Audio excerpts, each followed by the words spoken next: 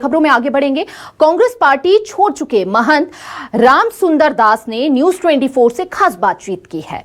उन्होंने लोक पर्व छेरा की बधाई दी। उन्होंने राजिम पुन्नी की परंपरा बरकरार रखने की भी बात कही है।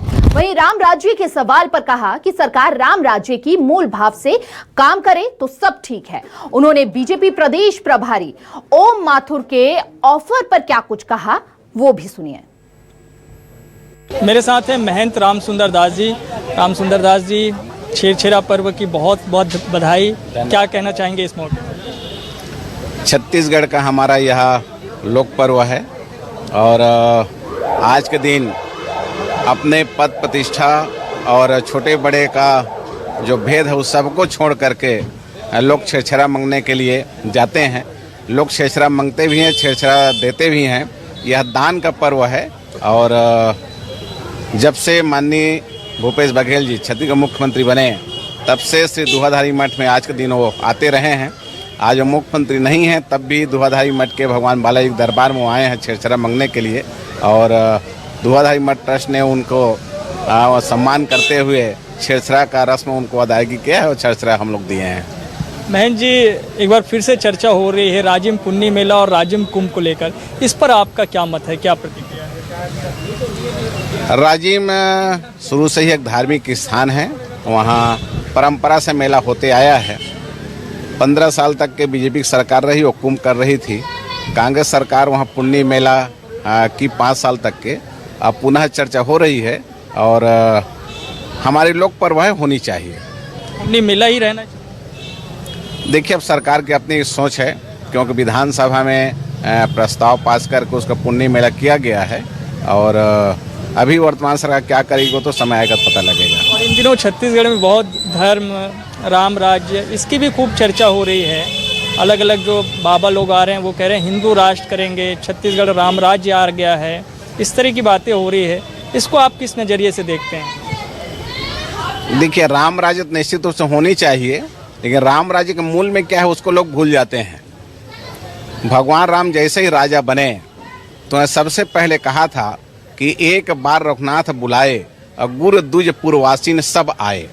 जैसे वो राजा बने वैसे उन्होंने गुरु वशिष्ठ जी को, जितने विप्र समाज वहाँ थे उनको और अयोध्या नगरी जितने भी समाज के लोग वहाँ उपस्थित थे, रहते थे, निवास करते थे, उन सबको उन्होंने बुलवाया।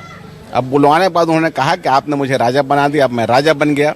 लेकिन राज मद में आकर के यदि मैं ऐसा कोई निर्णय कर लूँ जिससे कि किसी व्यक्ति विशेष के, संस्था के या फिर राष्ट्र का अहित होने वाला हो तो मुझे आप लोग डर को बिसर करके भूल करके मुझे आप लोग बरजना मना करना। ये उन्होंने कहा था कि जो अनीति कछु भाषो भाई तो मोहि बरजो भय बिसराई, ऐसे उन्होंने कहा था। तो इस जो पंक्ति है, ये जो भगवान राम का जो सोच है उसको तो लोग भूल जाते हैं कि राम राज्य कहते हैं। राम राज्य तभी आएगा जब जो भी शासक हो, जो सम्राट हो, जो मुख्यमंत्री या राष्ट्रपति या प्रधानमंत्री होंगे जो ऐसे सोच रखने वाले होंगे तभी राम राज्य आ सकता है। और आपकी भी बड़ी चर्चा है, महंत जी को सब अपने साथ लाना चाहते हैं। बीजेपी ने तो खुला ऑफर भी दे दिया। माथुर जी ने कहा महंत जी आ जाइए, लोकसभा का चुनाव है, तो जा रहे हैं क्या?